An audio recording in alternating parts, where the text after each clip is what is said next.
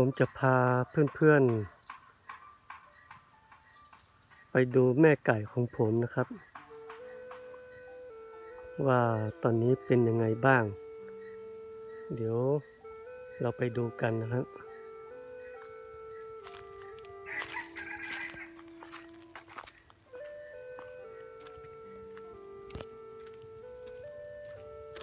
แม่ไก่ตัวนี้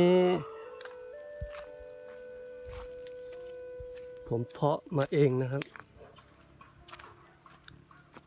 แต่ว่าฟักไข่ตรงนี้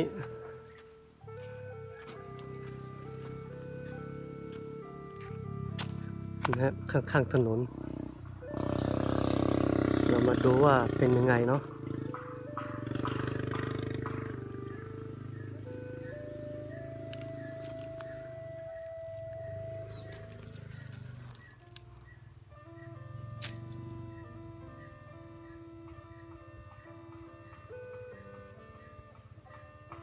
แม่ไก่ไม่อยู่แล้วนะครับไข่ก็แตกลูกไก่ฟักเป็นตัวออกมาแล้วแต่ไม่รู้ว่าไปอยู่ที่ไหนเดี๋ยวเราไปตามหาดูนะครับ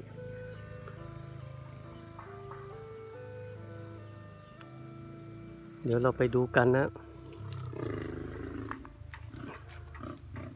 ตรงนี้นะครับตรงกระท่อมตรงไปนะฮะเดี๋ยวเราไปดูกันไก่ผมเลี้ยงไว้ตรงนั้นนะครับก็จะเดินตามถนนนี้ไปนะ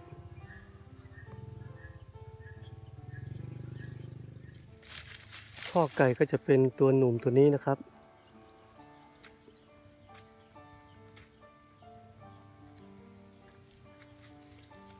เดี๋ยวเราเข้าไปใกล้นิดหนึ่ง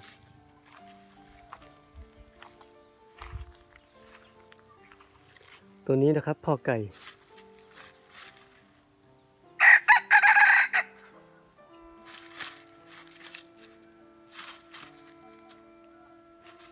เราไปตามหา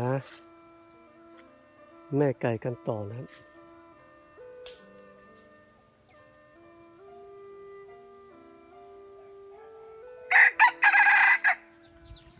แล้วเราก็มาถึงแล้วนะครับเดี๋ยวเราไปตามหาดูกันว่าแม่ไก่ของผมที่พาเพื่อนๆมาตามหาด้วยกันจะอยู่ตรงไหนนะครับได้ยินเสียงแม่ไก่ร้องแล้วก็เจอแล้วนะครับ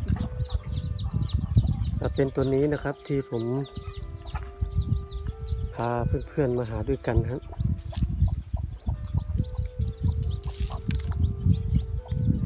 มีตัวขาว1ตัวนะครับเดี๋ยวเราไปดูใกล้ๆเนาะว่าแม่ไก่นั้นจะเป็นยังไงตอนนี้แดดร้อนครับลูกไก่นะ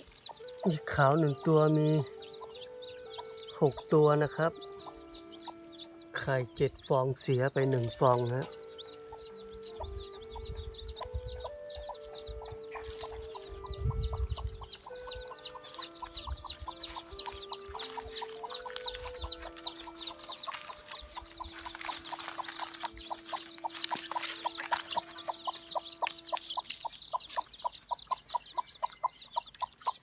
ตัวนี้นะครับแม่ไก่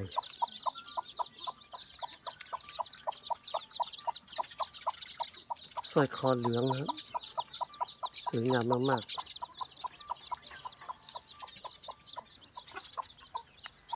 เดี๋ยวตอนเย็นนี้ค่อยมาจับนะครับนะตัวขาว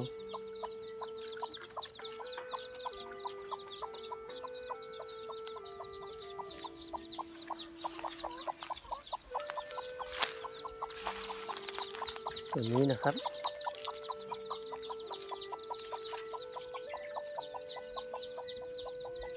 ขอบคุณเพื่อนๆทุกท่านนะครับที่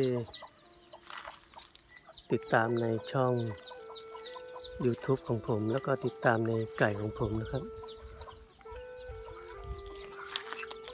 สองตัวนี้ก็จะเป็นแม่ไก่รุ่นนะ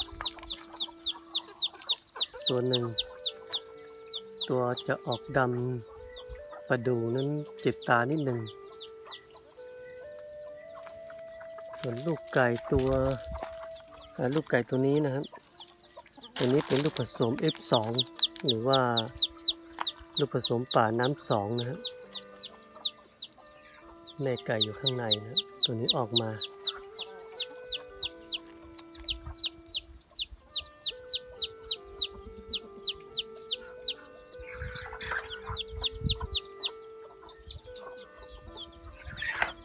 คลิปนี้ขอจบเพียงเท่านี้ก่อนนะครับ